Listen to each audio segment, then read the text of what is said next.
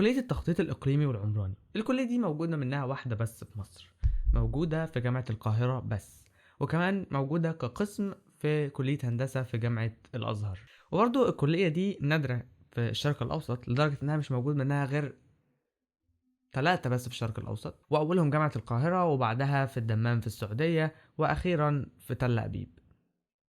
exactly في تل أبيب. ولكن كلية تخطيط عمراني وإقليمي اللي في جامعة القاهرة هي أكتر كلية متكاملة فيهم ال3، وتعتبر هي الكلية الرائدة في الشرق الأوسط في التخصص ده. وميزة الكلية دي إن عدد الطلاب فيها بيبقى صغير قوي. الكلية 5 سنين دراسة، والأقسام اللي فيها 4 أقسام، وأولهم قسم التنمية الإقليمية. بتدرس فيه مفاهيم التنمية الإقليمية ودور التخطيط الإقليمي في التنمية على المستوى التخطيطي، وبتدرس فيه دور التخطيط الإقليمي على التنمية في التخطيط على مستوى المناطق الإقليمية والريفية والصحراوية. وكمان في القسم ده بيتكون عندك قاعدة معرفية كبيرة جدا على القضايا العمرانية حوالين القضايا الأساسية في جغرافيا العمران وانعكاساتها على التخطيط. تاني قسم هو قسم التخطيط العمراني. بتعرف فيه مجالات التخطيط العمراني والمتغيرات بقى المختلفة اللي بتأثر على العمران، وبتكتسب في القسم ده معرفة نظرية عن التخطيط للريف والمدن والأماكن الحضرية، وكمان بتعمل مخططات تفصيلية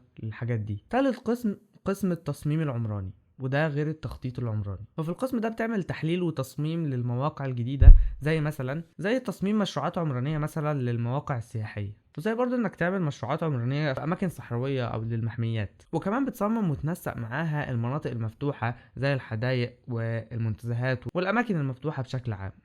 رابع قسم التخطيط البيئي والبنية الأساسية. في القسم ده بقى هو القسم بتاع البنية التحتية كلها. القسم ده بتدرس فيه أهم أسس تخطيط لوسائل النقل أو شبكات النقل، زي الطرق والمرور والحاجات دي. وبتدرس فيه النظم المختلفة لتخطيط شبكات الكهرباء والاتصالات وكل أعمال البنية الأساسية. اللي بيتخرج من الكلية دي بياخد لقب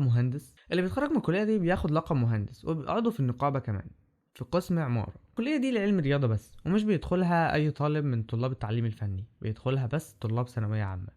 وعشان تدخل الكلية دي بتجيب مجموعها بس، واللي في الغالب مجموعها بيكون أقل من هندسة بحاجات بسيطة أوي، تقريبا نص درجة حاجة زي كده، فالتنسيق بتاعها بيكون عالي بعد هندسة على طول. والدراسة في الكلية دي بنظام الساعات المعتمدة. بتدرس بقى ازاي في الكلية دي؟ نظام الدراسة في الكلية: أول حاجة النظام التمهيدي، وده عبارة عن 4 ترمات أو سنتين. بتدرس في السنتين دول 20 مادة إجبارية، ومعاهم 7 مواد بتختار منهم 5، بحد أدنى 72 ساعة معتمدة في أول سنتين في الكلية. بعد كده المستوى الأساسي عبارة عن 3 ترمات، يعني سنة وترم أو سنة ونص. بتدرس فيهم 13 مادة إجبارية و6 مواد اختياري بتختار منهم 3 بس، بعدد ساعات 54 ساعة بحد أدنى. بعد كده بقى المستوى الأخير، وهو المستوى التخصصي اللي فيه بتتخصص في أي قسم أنت عايزه، وبتقعد في المستوى ده أو في التخصص بتاعك 3 ترمات برضو. بمعنى أصح إن هو هيبدأ معاك من الترم التاني في سنة رابعة لحد ما تخلص سنة 5 كلها. وعدد الساعات المعتمدة في التخصص بيكون 51 ساعة معتمدة كحد أدنى برضو. وكل ده علشان تتخرج وتاخد درجة البكالوريوس في التخطيط الإقليمي والعمراني. علشان تتخرج بقى وعايز تشتغل، ففي أماكن مخصصة ليك تشتغل فيها. حلو قوي. إيه هي بقى مجالات العمل للخريجين؟ تقدر تشتغل في تخطيط القرى والمدن السياحية، وكمان بتحط خطط على المستوى القومي زي مثلا مدينتي والرحاب.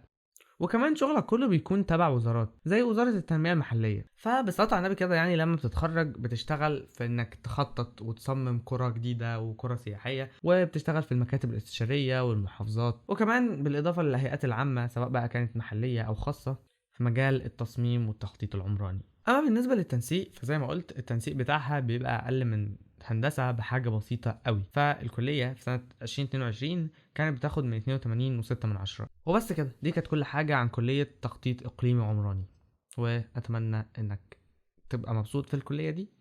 ودي كانت كل حاجة عن الكلية. أنا محمد عبده، متنساش تعمل سبسكرايب ولايك عشان في محتوى تاني جديد.